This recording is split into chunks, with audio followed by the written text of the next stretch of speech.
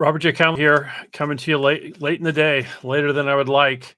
Today, I'm going to talk to you about settling disagreements and squabbles, and it's from the perspective of boiling things down to their essence, and then following some particular steps and having certain mindsets. So, what I submit to you, because if we look at how people make decisions, and we say that for the most part, we tend to prefer to look at things through for one of these four lenses. There's a preference for one of them. It's not that we don't use each of them from time to time, but there's a preference for one of them.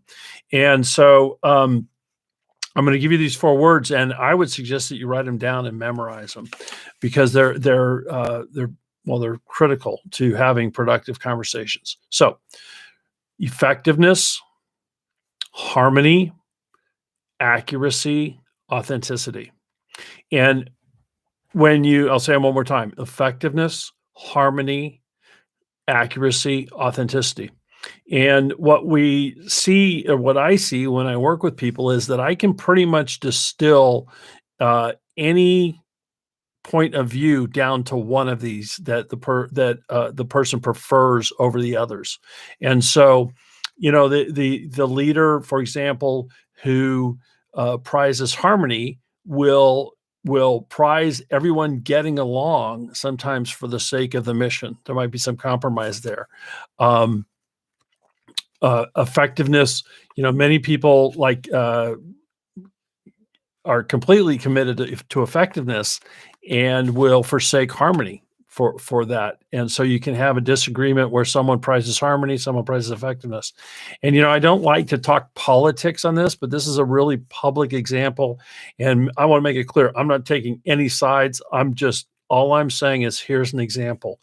The previous president was someone who I would categorize as, whether you think he was effective or not, but who prioritized effective solutions over harmony, authenticity, and accuracy above all else. And then in the fall election, the country decided that it preferred harmony over effectiveness, accuracy, or authenticity.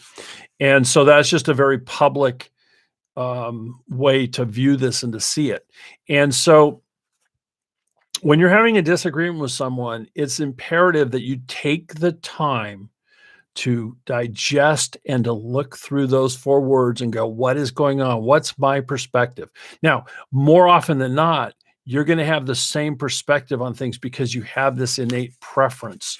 But then it's important to really zero in on what is it that the other person is prioritizing, and to be thoughtful about it and give it time. Is this person choosing effectiveness, harmony, accuracy, authenticity? And so that's step one. Take the time, boil it down. Now, the next step number two, is your mindset. And I'm going to say this devoid of history between the two of you, the dynamic in the office, all the other stuff. This is just to give you an I don't want to say idealistic, but maybe it is an ideal way from which to approach this. And so the mindset is to try to remove your own desire for power or for being right or any of those things from being part of the equation, and coming from a perspective of mutual regard, entering into the conversation from the perspective of, oh, I'm seeking harmony, that person's seeking effectiveness. So have that mindset and try to gain an agreement from the other person that they will have that same mindset. And then that leads into the next step number three, which is make sure that you each agree on what it is that the other is prizing above all else. That one is seeking, I'll stick with harmony and effectiveness, because a lot of times that's a very common denominator, or common dynamic. A lot of people who rise to the position of CEO rise to it because they seek effectiveness above all else. And then whatever the other people can come from other positions. So the conversation now, try to take the power out of it, the win lose come from mutual regard, and now try to think in terms of one of those supporting the other. And I don't mean submitting to, I mean like being mutual partners. So we are going to make this decision based on our mutual desire to have uh, an effective organization. And part of our being effective is being a harmonious organization within. Part of our being effective is being authentic to our brand. Part of our being effective is being accurate about what we say. And, one of the places that I see like accuracy and effectiveness be in play, I spent 25 years in a commercial real estate career. And there are two sales pretty much in every transaction. There's the sale to get the listing, and then there's the sale to get the property, to sell the property. Now, the first one to get the listing, a lot of times effectiveness is the choice that's gone with, and at the price of accuracy. If you've ever been anybody who's ever been involved in selling a piece of real estate, right? One of the biggest questions is, how accurate is the listing price? How accurate is the information that this is what I can sell it for? And there there are plenty of brokers out there who know how to play the game that this is the price I'll get for you. It's not based on accuracy. It's based on what will get them the listing.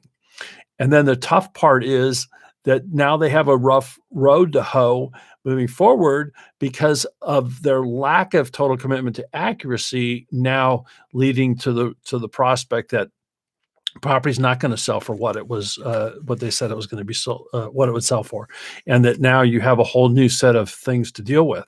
And so if you look at that from the perspective of the effectiveness of doing what you need to do to get the listing, and then but it has to be supported by the accuracy, and know that you can deliver on that, and by that virtue then close a sale. And so think in terms of those things. While they can easily be in opposition, think in terms of one of them um, supporting the other. And effectiveness can support harmony.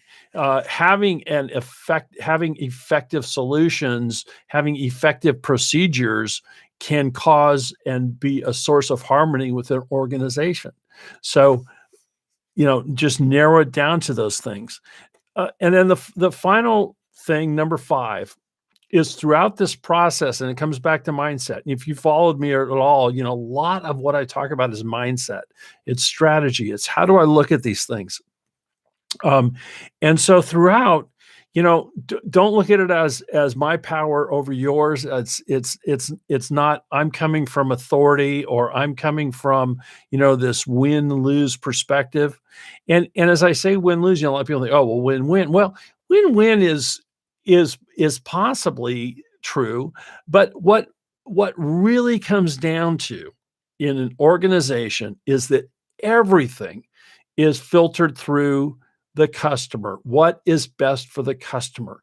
And it's putting aside, these needs for the biggest one being the need to be right, or the need to prevail, or the need, I want effectiveness. I don't care about harmony, any of those kinds of things. Put those aside.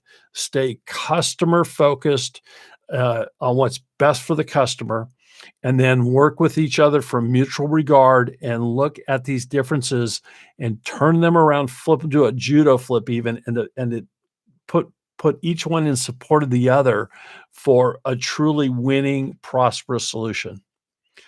I'm Robert J. Conley. I hope that helped. I'll see you next time.